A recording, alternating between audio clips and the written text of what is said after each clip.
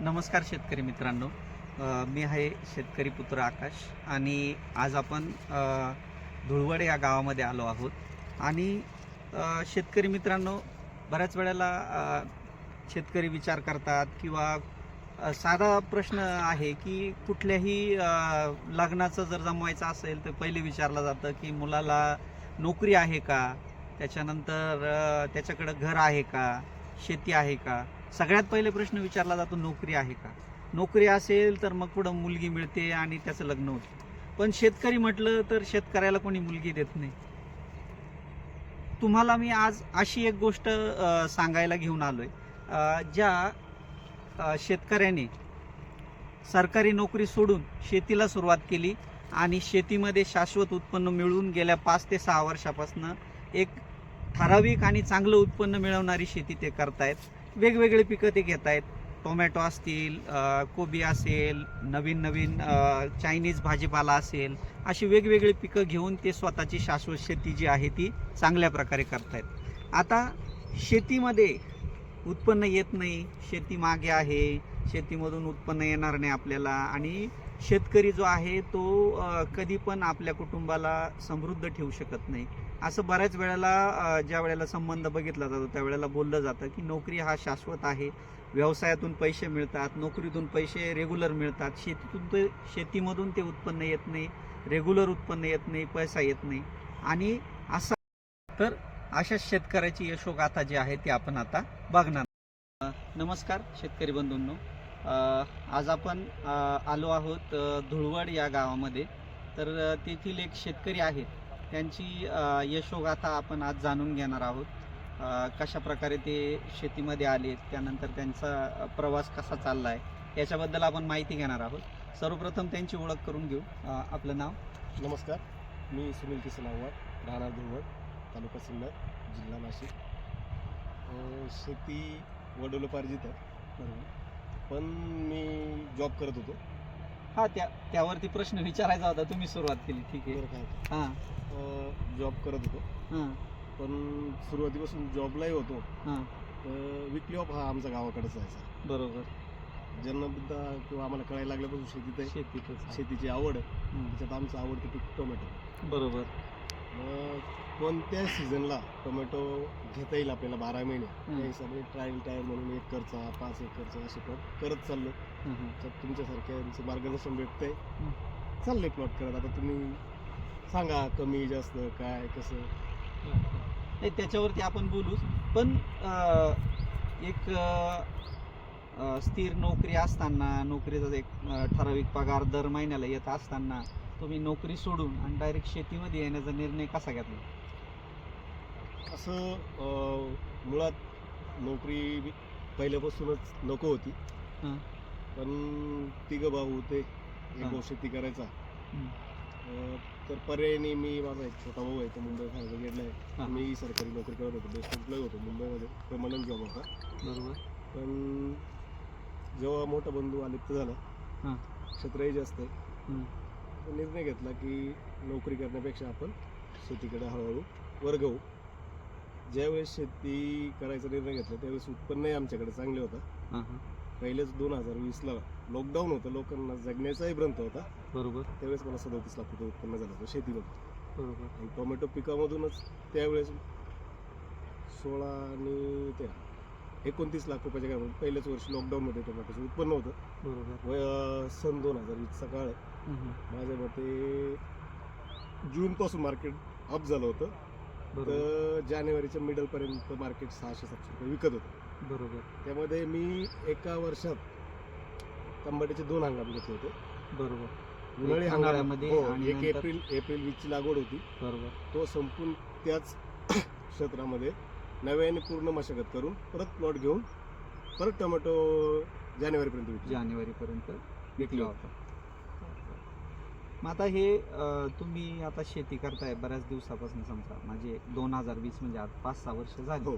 आता याच्यामध्ये एखाद्या वर्षी असा वेळ नाही आली का तुम्हाला असं वाटलं नाही का बाबा नोकरी बरी होती, आपलं परफेक्ट, आपल्याला 40 का 30 का 35 हजार रुपये जे काय असतील ते येत होते बा फिक्स, याच्यामध्ये अपडाऊन होत आहे, एखाद्या वर्षी पैसे होत आहे, एखाद्या वर्षी होत नाही, असं बदल करायचा तुम्ही विचार नाही केला का हे चुकलं बा आपला निर्णय, असं झालं कधी? नाही सर, ॲक्च्युली कसं आहे, शेती करताना मी सध्या तरकारी मालाची म्हणजे भाजीपाल्यांची भाजीपाल्यांची शेती करतो. बरोबर. आणि प्रत्येक भाजीपाल्याचा क्रम असा आहे का अवघे 40 दिवसापासून धरलं तर 100-120 दिवसामध्ये कोणताही भाजीपाला निघून जातो. निघतो. बरोबर. समजा एखाद्या वेळेस आपण आता कांदे केले, आता जस्ट आत्ताच याच वर्षाचं उदाहरण घेऊ, हां. कांदे 800-900 रुपये विकताय, 1000 बरोबर. रुपये विकताय. हां. त्याच्यावरती माझे 4 महिने खर्च झाले. बर. पण मी बरोबर. त्याच्या अगोदर टरबूज केलं होतं. बरोबर. टरबूज मी 19 रुपयाने 1.5 किलोचा व्यवहार केला होता. मला 7-8 लाख रुपये टरबुजाचे झाले. टरबुजाचे पण झाले. समजा बरोबर. कांद्यात गेले तर टरबुजात येतील, टरबुजात गेले तर झेंडूची फुले त्याच्यात होईल. पण मग ते आमच्याकडे एका वर्षामध्ये कमीत कमी 3-4 पिकांचं सर्कल बसून जातं. बरोबर. आता कोथिंबीर सारखं पीक आहे, आपण तसं नोकरीवाल्यांना इन्स्टंट बोनस भेटतो, कामावरती केलेला बोनस आहे किंवा बरोबर. दिवाळी बोनस आहे. बरोबर. तसं शेतकऱ्यांना कोथिंबीर पीक एक असं आहे हां. का बोनस सारखं. बरोबर. एप्रिलमध्ये तंबाटे लावले होते आणि ऑगस्टमध्ये हां. एक 4 ऑगस्टची लागवड केली होती भाजीची. ह्याच प्लॉटमध्ये 1,65,000ची भाजी गेली. अरे वा. आणि एक असं क्षेत्र आहे 28 दिवसाचा असताना भाजीचा व्यवहार झाला 3,61,000. त्याचा अख्खा खर्च काढला तर 60-70,000 रुपये गेला होता. बरोबर. व्यवहार झाला होता 5,26,000चा. बरोबर. असं कोणतं क्षेत्र आहे, तुमची नोकरी असू द्या, शाश्वत आहे हे नक्की, बरोबर. पण उत्पन्न कमवून द्यायला आणि आपली प्रगती साधायला शेती समजून केली तर शेतीसारखं क्षेत्रच नाही. बरोबर. एकदम लाख मोलाचा शब्द बोलले तुम्ही की शेती समजून आणि जर आधुनिक पद्धतीने सगळ्या गोष्टीचा वापर करून आणि विचारपूर्वक जर केली तर शेतीतून सगळ्यात चांगला पैसा शेतीतूनच आपल्याला मिळू शकतो. चांगली गोष्ट आहे की. दुसरं महत्त्वाचं म्हणजे आता तुम्ही सांगितलं की आम्ही भाजीपाला पीक करतोय, त्याच्यामध्ये सगळ्यात मोठं पीक तुमचं टोमॅटो. मुख्य पीक तर म्हणजे टोमॅटो. हे टोमॅटोमध्ये साधारणपणे जर विचार करायला गेलं तर किती फवारे साधारणपणे लागतात तुम्हाला एका ॲव्हरेज पावसाळ्याचा, किंवा मग तुमचा जो उन्हाळी हंगाम चालू होतो त्याचा मेन हंगामाचा विचार करू किती स्प्रे मारतात तुम्ही जनरली? हे बघा सर, लागवड झाली सुरुवातीला आम्ही 10-12 दिवसापासून स्प्रे काउंट सांगा मला की साधारण एक जनरल किती होतात? 1-2 क्लास एक पकडे 10-12-15. स्प्रे होतात सगळे बुरशीनाशक कीटकनाशक मिळून सगळे? हो. मग आता सुरुवातीचा 1 महिना कार्यकाळ असा असतो का बेनी आहे, तुमचा ग्रासी आहे, आता नवीन प्रोडक्ट आले पण ते 15-15 दिवस कवर देतात आणि त्यावेळेस एवढ्या स्प्रेची गरज पडत नाही. बरोबर. त्याच्यात आता थोडी माहिती घेतली तर जरा कॅल्शियम वगैरे द्यायचं असेल तर आपण कॅल्शियमचा तो एखादा 1 महिन्याभरात 3 गेले, पुढं प्लॉट उचलले त्यावेळेस थोडा आजारा वगैरे द्यायचे, एक 15-20 फवाऱ्यात म्हणजे अंदाजित. जर वातावरण बिघडलं, पाणी पाऊस झाला, ती व्हरायटीवरती पण डिपेंड असतं. समजा आम्ही एप्रिलमध्ये उन्हाळी व्हरायटी केलेली असते 62-42, त्याचं हार्वेस्टिंग आम्ही पावसाळ्यामध्ये जूनमध्ये साधारण चालू जूनला, म्हणजे जसं काय 20 एप्रिलला केलं तर तुमचं 60 दिवसांनी प्लॉट चालू होतं तर जूनमध्ये पाऊस आला की त्याला आपल्याला कॅल्शियम बोरॉन सांभाळायचं. बरोबर. त्याला कधी मग तुम्हाला म्हणतोय पण जसं रिमझिम पाऊस चालला तरी मग दिवसाड तरी त्याला चिलिटेड कॅल्शियम आणि बोरॉनचे स्प्रे करायला द्यावा लागतो. कधी मग तो काउंट वेगळा, पण मग जे जनरली 15 ते 20 स्प्रे आपल्याला लागतात. आणि साधारणपणे 1 एकर जर क्षेत्र टोमॅटोची तुम्ही लागवड केली तर जनरल तुम्ही जे स्प्रेचा काउंट सांगितला, हे खतं, त्याच्यानंतर मजुरी, साधारणपणे किती खर्च होतो? तारी, बांबू, सगळं टोटल? तार आणि बांबू ही 1 टाइम इन्व्हेस्टमेंट झाली, एकदाच केलेली इन्व्हेस्टमेंट. पण मग जी दरवर्षी लागत असते आपल्याला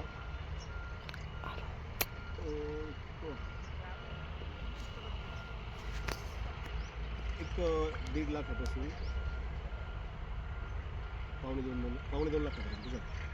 म्हणजे साधारण 1 एकर जर आपल्याला टोमॅटो करायचा असेल तर 1.5 ते पावणे 2 लाख रुपये तुमच्या हा, त्यामध्ये अंदाजाप्रमाणे तुमचं विथ खर्च आहे. लेबर आहे, लेबर मल्चिंग कॉस्ट पेपर आहे, ड्रिप इरिगेशन आहे, तारी बांबूचं घसारा पण पकडायचा हा आपण त्याच्यामध्ये. मग त्याच्यात आता कधी आपल्याला 1000 बांबू आणि सगळ्यांना, आणि त्याच्यानंतर आपलं हे त्याच्यात मग तुमची बेसळ असू द्या, तंबाट्याचे रोपटे असू द्या, मल्चिंग पेपर असू द्या, मल्चिंग पेपर आता त्याचा असू द्या, तंबाट्याची तोडणी असू द्या, ती गाडीत भरेपर्यंत थोडा अंदाजे आहे. आणि साधारणपणे असं एखाद्या वर्षी झालंय की बाबा ह्या वर्षी टोमॅटो तुम्ही लागवड केली आणि त्याचा खर्च झालाय समजा पावणे 2 लाख रुपये आणि तुम्हाला उत्पन्न पावणे 2 लाख रुपयाच्या पेक्षा कमी झालं त्या 5-6 वर्षात, असं झालं? 2020 पासूनचं आतापर्यंतचं काय ₹1 इन्व्हेस्टमेंट केलेली हं. आणि मला ₹1 भेटले. ते बरोबर. एखादा म्हणजे कमी नाही हा. मुळात माझं घातलेलं भांडवल मला आतापर्यंत मिळालेच आहे मिळालं, शेतीतून. 100%. 2023 हे सुवर्णवर्ष होतं, सगळ्या दुनियाला माहिती. हा बरोबर आहे, आपण कारण तर मग तसं नाही म्हणणार का त्याच्या कोटीचं उत्पन्न आपण तसं नाही म्हणू शकत. पण मग असं आहे की टमाटे पीक आमची मानसिकता झालेली ₹1 देणार पीक आहे. बरोबर. मग आम्ही समजा याला लाख सव्वा लाख रुपये किंवा 2 लाख रुपये जर खर्च केला तर आम्हाला 3-4 लाख रुपये तर नक्की आणून देणार. उत्पन्न देणारच आहे. म्हणजे तुम्हाला ₹1 मिळतोच या पिकामध्ये. 100% मिळतो. मग याच्यावर किती लेबर कॉस्ट लागू दे, काहीही लागू दे, भेटू दे, त्याचं काही वाद नाही. बरोबर. आणि बऱ्याच वेळेला कधी कधी काय होतं की आपला प्लॉट चालू व्हायचा वेळ येतो आणि अचानक एकदा वातावरण बदललं किंवा पाऊस झाला तर बरंचसं नुकसान व्हायला चालू होतं किंवा मग मार्केट पण पडते कधी कधी. 100% पडते. बरंच भाजीपाला आहे ना तोड पीक असतो. समजा कोबी एकदा तोडून गेली, विषय मागं संपला. घ्यायचं. हां. तुमचा एखादं बरेच पीक आहे की जे तोड कोबी आहे, फ्लावर सारखं पीक आहे. पिकावं. पण टमाटे पीक असं आहे ना हं. की ते चालवलं, त्याच्यावर लक्ष दिलं तर ते 2 महिने चालतं. बरोबर.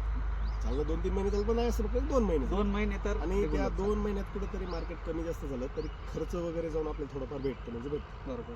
मग त्यासाठी सगळ्यात महत्त्वाचं काय आहे का याच्यात सातत्य ठेवणं गरजेचं आहे का बाबा आज बाजारभाव कमी आहे ना याच्यावरचं लक्ष 100% सोडून द्यायचं आणि त्याच्यानंतर बाजारभाव वाढल्यावर आपल्याकडे त्यावेळेस माल मग- नसला तर मग- उपयोग नाही. आता मार्केट समजा ₹200-250 ₹150-200 मार्केट आहे. हम्म. पण आपण याचा खर्च काय आपण ₹150-200 मनाने केला ना, बरोबर. आपण आपल्या डोक्यात ठेवायचं का हा आपल्याला ₹1 लावणार आहे, आपल्याला हा ₹1 आणून देणार.